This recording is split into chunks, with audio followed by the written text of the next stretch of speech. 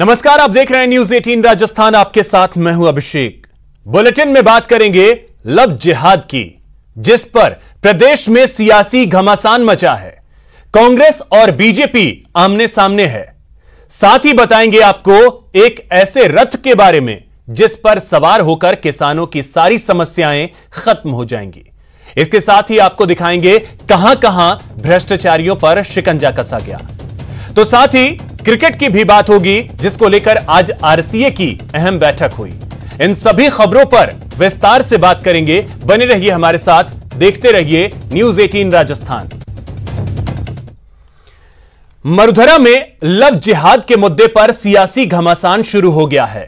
एक तरफ सीएम गहलोत ने जहां लव जिहाद को लेकर बीजेपी पर हमला बोला, तो दूसरी तरफ बीजेपी ने भी पलटवार किया है। लव जिहाद पर सियासी घमासान, बीजेपी पर गहलोत वार। लव जिहाद शब्द बीजेपी ने गढ़ा, बीजेपी का पलटवार। कांग्रेस को सिर्फ वोट बैंक दिखता है। जी हां, लव जिहाद के मुद्दे पर मरुधरा में सियासी घमासान शुरू हो गया है। सीएम गहलोत ने लव जिहाद पर कानून बनाने की मांग को लेकर एक के बाद एक 3 ट्वीट कर बीजेपी पर हमला बोला है। सीएम गहलोत ने ट्वीट किया, लव जिहाद देश को बांटने और सांप्रदायिक सौहार्द को बिगाड़ने के लिए बीजेपी द्वारा गढ़ा गया शब्द है। शादी व्यक्तिगत स्वतंत्रता का मामला है, जिस पर अंकुश लगाने के लिए कानून लाना पूरी तरह से असंवैधानिक है और ये कानून किसी भी अदालत में टिक नहीं पाएगा। प्यार में जिहाद की कोई जगह नहीं है। सीएम अशोक गहलोत ने बीजेपी पर निशाना साधते हुए आगे ट्वीट किया, वो देश में ऐसा माहौल पैदा कर रहे हैं जहां सहमति करने वाले वयस्क सत्ता की दया पर होंगे। शादी एक व्यक्तिगत निर्णय है और ये लोग उस पर अंकुश लगा रहे हैं, जो कि व्यक्तिगत आजादी छीनने जैसा है। सीएम ने अपने अगले ट्वीट में लिखा, ये सांप्रदायिक सौहार्द बिगाड़ने, सामाजिक तनाव को बढ़ावा देने और राज्य द्वारा किसी भी आधार पर नागरिकों के साथ भेदभाव नहीं करने के संवैधानिक प्रावधानों का उल्लंघन करने की चाल जैसा प्रतीत होता है। तो दूसरी तरफ बीजेपी ने भी पलटवार किया है।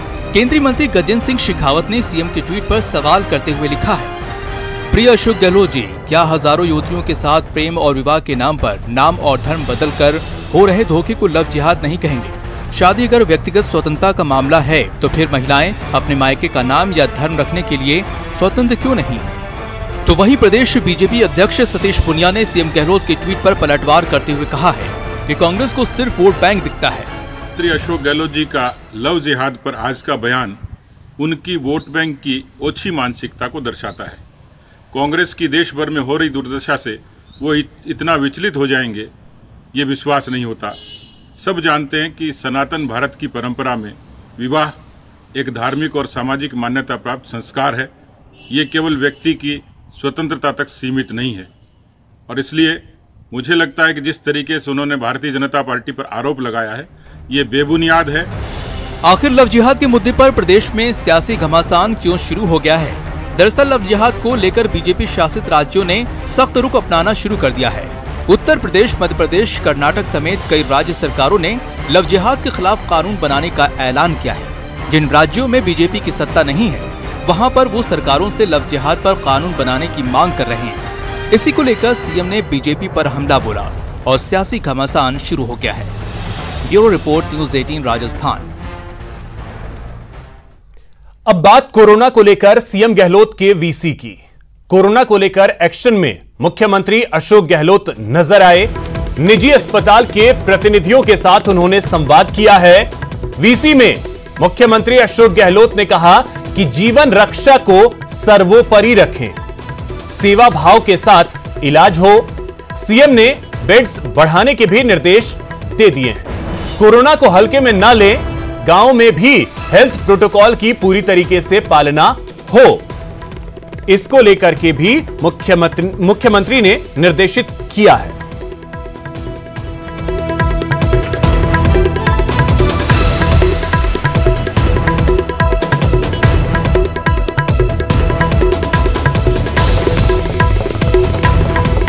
वहीं कोरोना को लेकर सरकार ने बड़ा फैसला लेते हुए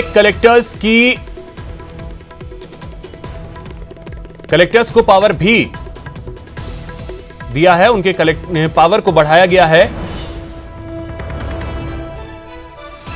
और मुख्यमंत्री पूरी तरीके से कोरोना को लेकर एक्शन में नजर आए हैं। कलेक्टर्स के पावर को बढ़ा दिया गया है। डीएम को अब धारा 144 लगाने के लिए पावर दिया गया है। गृह विभाग ने इसको लेकर के निर्देश जारी भी कर दिए हैं। राजस्थान में बढ़ते कोरोना के मामले को देखते हुए गहलोत सरकार ने यह बड़ा फैसला लिया है और 21 नवंबर यानी कल से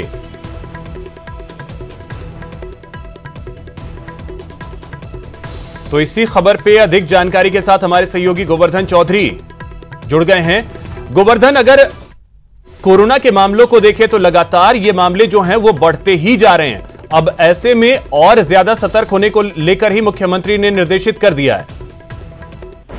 कोरोना की दूसरी लहर को लेकर के एक्सपर्ट पहले से चेताते रहे हैं और यही वजह है कि इस कोरोना की दूसरी लहर से पहले जो हॉस्पिटल्स में इंतजाम किए जाने चाहिए थे उनको लेकर के मुख्यमंत्री पिछले एक सप्ताह से लगातार बैठकें कर रहे हैं। आज भी तो वीडियो कॉन्फ्रेंसिंग हुई है। अभी कलेक्टर्स, एसपी और वरिष्ठ अधिकारियों के साथ में वीडियो कॉन्फ्रेंसिंग समाप्त होने की कगार पे है। अभी दूसरी वीडियो कॉन्फ्रेंसिंग जारी है। इससे पहले मुख्यमंत्री ने आज प्राइवेट हॉस्पिटल के प्रतिनिधियों के साथ में करीब 2.5 घंटे तक वीडियो कॉन्फ्रेंसिंग करके उनको जो कोरोना की दूसरी लहर है उससे तैयारियां रखने को कहा गया था और उनको ये भी कहा है कि वो एक बार प्रॉफिट का मोह छोड़ें और सेवा भाव से काम करें, क्योंकि कोरोना में जो मामले अगर लगातार बढ़ते हैं तो निजी अस्पतालों में भी इंतजाम करने होंगे।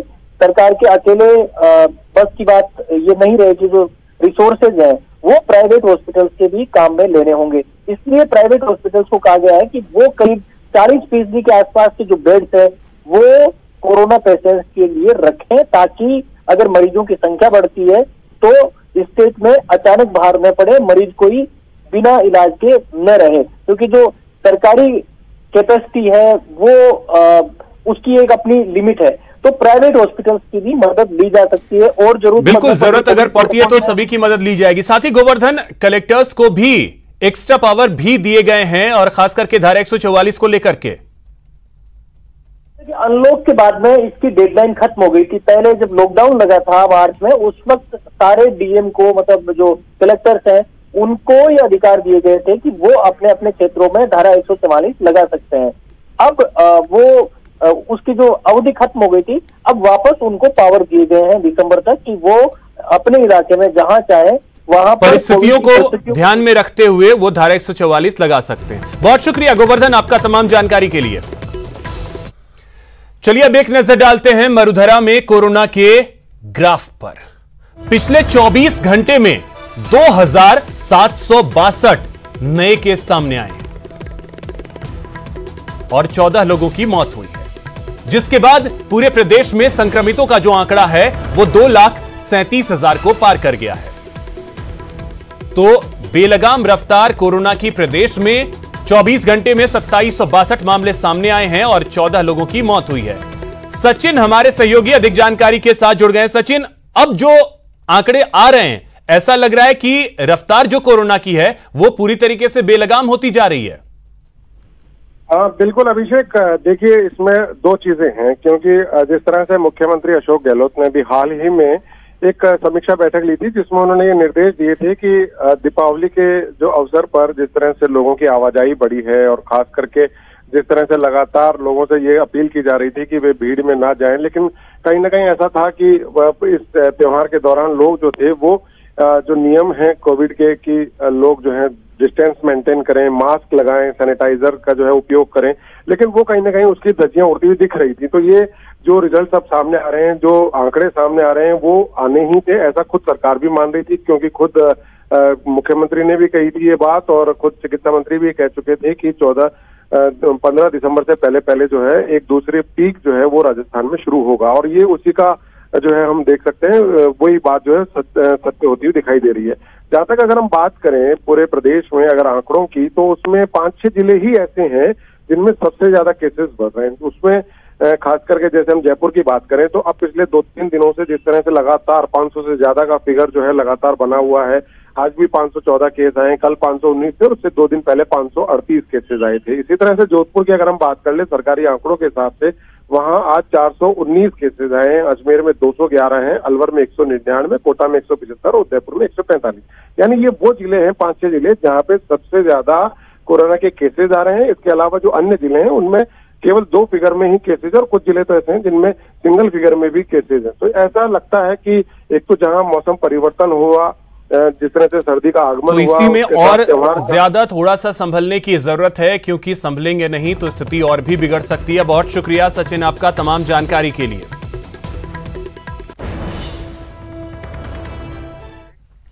वहीं कोरोना काल में सरकार के आदेशों की खिल्ली कैसे उड़ाई जाती है, वो इस रिपोर्ट में देखिए। कोरोना काल में आदेशों की अवहेलना, पीठ पर बस्ता लादे स्कूल चले बच्चे, जिम्मेदार अधिकारी आंख मूंद कर बैठे। कोरोना काल में स्कूल चले बच्चे।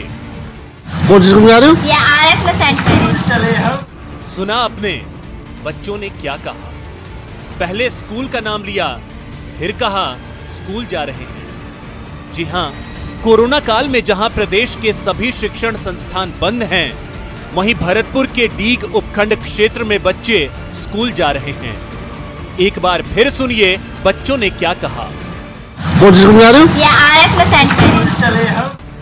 स्कूल के नाम से जाहिर है ये निजी स्कूल के बच्चे हैं। इनके चेहरे पर न मास्क है और न ही इन्होंने कोई सुरक्षा किट पहनी है, लेकिन स्कूल के आदेश पर पढ़ाई के लिए घर से पैदल निकल पड़े हैं। सरकार ने 30 नवंबर तक सभी स्कूल, कॉलेज और कोचिंग सेंटर को बंद रखने का आदेश दिया है, लेकिन भरतपुर में ऐसा नहीं है। जब इसके बाबत ब्लॉक शिक्षा अधिकारी से पूछा गया तो उन्होंने क्या कहा, आप भी सुनिए। ऐसी अभी हमारी नजर में तो नहीं आया। अगर ऐसी कोई खबर आती है तो निश्चित रूप से उसके विरुद्ध कठोर कार्रवाई की जाएगी। मान्यता निरस्त करने के ऊपर प्रस्ताव भेज दिए जाएंगे। छोटे छोटे बच्चे जान जोखिम में डालकर स्कूल जा रहे हैं, लेकिन जिम्मेदार पदाधिकारी को इसकी भनक तक नहीं है। सवाल सबसे बड़ा है कि आखिर लापरवाह कौन है? बच्चों की जान जोखिम में डालने का जिम्मेदार कौन है? आखिर किसके आदेश पर खुला है स्कूल? निजी स्कूल किसकी शह पर कर रहे हैं मनमानी? फिलहाल इन सवालों के जवाब हवा में तैर रहे हैं, जिसका जवाब अभी किसी के पास नहीं है। न्यूज़ 18 के लिए भरतपुर से प्रवीण शर्मा की रिपोर्ट। एक बड़ी खबर आपको बता दें, राज्य कर्मचारियों को बड़ी राहत मिली है हाईकोर्ट से। अब कर्मचारियों का वेतन नहीं कटेगा। आपदा अधिनियम के तहत वेतन कट रहे थे। मार्च में 15 दिनों का वेतन कटा था। नवंबर माह के बाद कटा वेतन भी मिल जाएगा। हाईकोर्ट जस्टिस दिनेश मेहता ने यह आदेश दिया है। तो यह बड़ी खबर, हाईकोर्ट ने राज्य के कर्मचारियों को बड़ी राहत दी है। वेतन काटने को लेकर जो फैसला लिया गया था उसको लेकर हाईकोर्ट में सुनवाई हुई, जहां पर जस्टिस दिनेश मेहता ने अहम फैसला देते हुए यह कहा है कि वेतन कटौती नहीं की जाएगी। वहीं स्वायत्त शासन विभाग से जुड़ी एक बड़ी खबर आपको बता दें, हाउस टैक्स भरने वालों को बड़ी राहत मिलेगी। अगर पूरा हाउस टैक्स जमा करते हैं तो 50% तक की छूट मिलेगी। 31 दिसंबर तक जनता को यह छूट दी जाएगी। सभी निकायों में तत्काल यह फैसला जो है वो लागू हो जाएगा। यहां रुकेंगे एक छोटे से ब्रेक के लिए।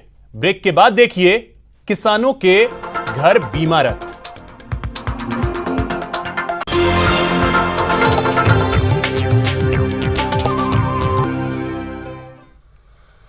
ब्रेक के बाद आपका स्वागत है। रबी सीजन में फसल बीमा को लेकर आप टेंशन में हैं तो टेंशन मत लीजिए, क्योंकि अब गांव-गांव ढाणी ढाणी बीमा रथ पहुंचेगा और प्रधानमंत्री फसल बीमा योजना से जुड़ी हर जानकारी को आपसे साझा भी करेगा।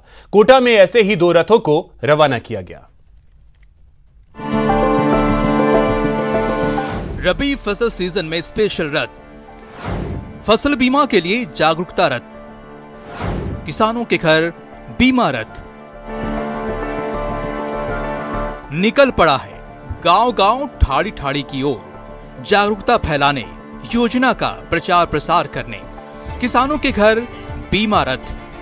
कोटा के 5 पंचायतों में गांव-गांव, ठाड़ी-ठाड़ी किसानों तक रबी फसल सीजन में कृषि विभाग की ओर से 2 बीमा रथ को रवाना किया गया है। इन दोनों रथों को जिला कलेक्टर उज्जवल राठौर ने हरी झंडी दिखाकर रवाना किया। तो सबको जानकारी होगी, प्रधानमंत्री फसल योजना है जो ग्रामीणों को जो फसल का नुकसान होता है उसमें एक उनको कवर दिया हुआ है। उनको कई बार जो क्लेम लेने में आलस होता है, क्या प्रक्रिया है, सब पैम्पलेट भी देंगे उनको। ये रथ 5 पंचायत समिति में प्रत्येक ग्राम पंचायत मुख्यालय तक जाएंगे और वहाँ पर किसानों को फसल बीमा की जानकारी दी जाएगी, किस तरह अपना बीमा कराएं। ये स्वैच्छिक है, नेसेसरी नहीं कि हर किसान इसका बीमा कराएं, उसमें किस तरह क्लेम के लिए अप्लाई करना है। ये सब प्रचार प्रसार के लिए इन बीमा रथों को आज माननीय जिला कलेक्टर महोदय के माध्यम से रवाना किया है, जो 8 दिसंबर तक प्रत्येक ग्राम पंचायत मुख्यालय तक जाएंगे। बीमा रथ के जरिए किसानों को 8 दिसंबर तक प्रधानमंत्री फसल बीमा योजना से जुड़ी हर जानकारी से जागरूक करना है। इन रथों के जरिए प्रधानमंत्री फसल बीमा योजना की शर्तों और लाभ के बारे में जानकारी दिया जाएगा। साथ ही साथ किसानों को फसलों के बीमा के लिए प्रोत्साहित भी किया जाएगा। कोटा से न्यूज़ 18 के लिए अर्जुन अरविंद की रिपोर्ट। अब बिजली चोरों की खैर नहीं। बिजली विभाग ने विजिलेंस ऐप को लॉन्च किया है। ऊर्जा मंत्री डॉक्टर बीडी कल्ला ने इस ऐप को लॉन्च किया। खास तौर पर इस ऐप को जयपुर विद्युत वितरण निगम के लिए बनाया गया है। इस ऐप के जरिए विजिलेंस चेकिंग की व्यवस्था होगी। इस ऐप के जरिए विजिलेंस चेकिंग में पारदर्शिता आएगी। ऐप के आने के बाद बिजली की चोरी और वीसीआर भरे जाने के मामले में उपभोक्ता और विद्युत वितरण कंपनियों के बीच होने वाले विवाद पर भी लगाम लगेगी।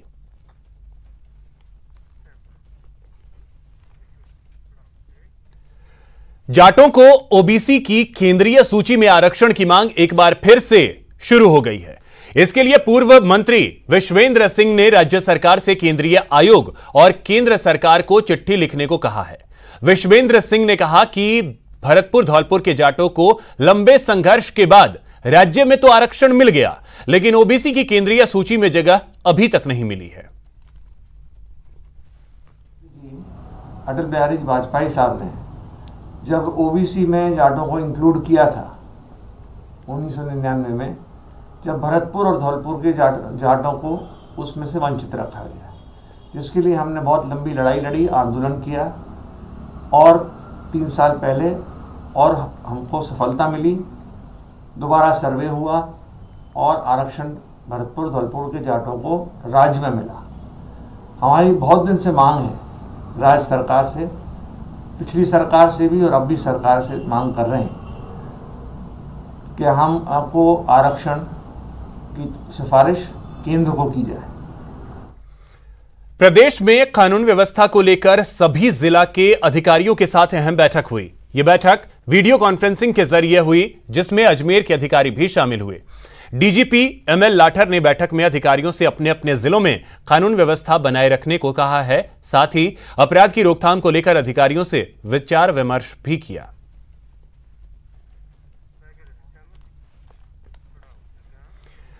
मरुधरा के क्रिकेट खिलाड़ियों के लिए अच्छी खबर है, क्योंकि राज्य सरकार ने क्रिकेट को स्टेट गेम्स में शामिल करने को मंजूरी दे दी है। साथ ही राजस्थान क्रिकेट एसोसिएशन की ओर से खिलाड़ियों को और 2 बड़ी खुशखबरी दी गई है। गहलोत सरकार ने दिया बड़ा गिफ्ट। स्टेट गेम्स में शामिल हुआ क्रिकेट। पिंक सिटी में बनेगा वर्ल्ड क्लास स्टेडियम। आरसीए देगा बेस्ट खिलाड़ियों को सम्मान। Cricket on the way.